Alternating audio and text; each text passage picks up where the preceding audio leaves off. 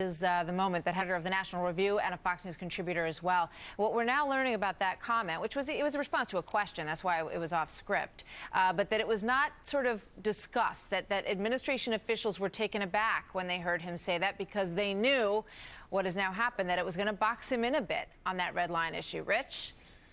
It's astonishing. I mean, you can't be the President of the United States and go out there and use the very loaded phrase red line without having a very specific purpose in mind and a very specific response if someone actually crosses the red line. But he apparently just went out there and said this. I mean, White House officials are all but saying it was a gaffe.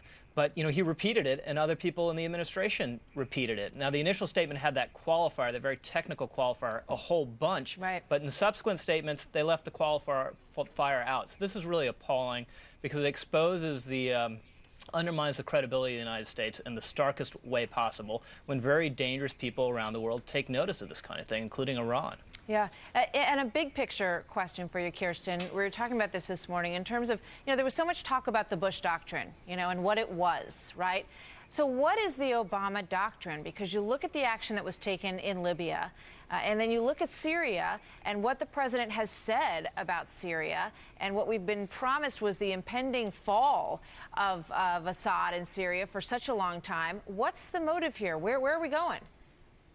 Well, I think that, you know, in terms of Libya versus Syria, the Obama administration would argue that they aren't the same because they felt that in the situation of Libya that it was easier to identify who the rebels were versus in Syria. I don't necessarily agree with that, and I actually oppose the Libya intervention. But I think that would be their fundamental argument. And look, Rich is right on, you know, the president cannot come out and, you know, any president cannot come out and make the kind of comment that Obama made. The idea that he would make it off the cuff is very disturbing because people are looking at him, and the New Yorker was reporting that, you know, that they think Assad is actually testing Obama, testing his resolve.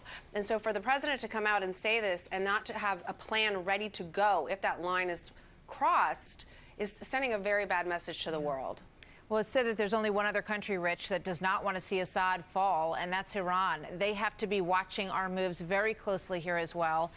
When you're saying one thing and not following through on it, that has to strengthen their hand as well, I would think. Yeah, and of course, especially because the president has set out what appear to be red lines with Iran and made similar sort of declarative statements. So obviously the logical conclusion is he may mean those just as little as he meant the red line on Syria.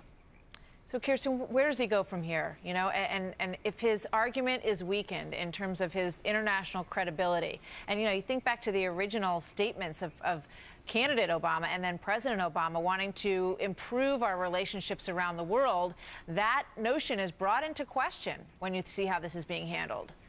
Yeah. Look, there are no easy answers on Syria. It's not something that I think is easily solved.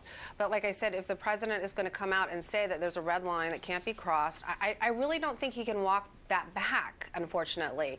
And I think, and frankly, there should be a red line that can't be crossed. And a chemical weapon seems to be certainly, a good red line to have. But I think that there has to be some sort of response. Otherwise, it is just, no one will listen to anything the president says in the future. You know, a lot of this seems to have been a miscalculation of Assad, Rich, because there was a lot of feeling that he was about to fall, and the president probably thought he was never going to get to this red line because he was going to be gone in a matter of weeks or months. Yeah, and a miscalculation about Assad from the very beginning in the most flagrant ways. I mean, at the beginning, the administration thought he was a great reformer and someone who could be worked with, and then they had this very wishful belief that he would fall easily and quickly. I understand the wishfulness. One, it's a product of you really want the guy to go. Two, it's a product of wishing that he'll go without you having to actually do anything. Yeah. And clearly that's not the case. Kirsten's right, there are no great options here, but clearly I think you should try to arm the more moderate and reasonable elements of the opposition, although that would have been easier a year and a half ago before the opposition became so much more radicalized. As Kirsten's point, in Libya, that action was done at a time when the rebels were more clearly defined, and now that doesn't seem to be the case. They seem to have a lot of al-Qaeda influence, which makes this very tricky. Thanks to you both. Good to talk to you this morning. Kirsten and Rich, we'll see you soon. Thanks very much. There was a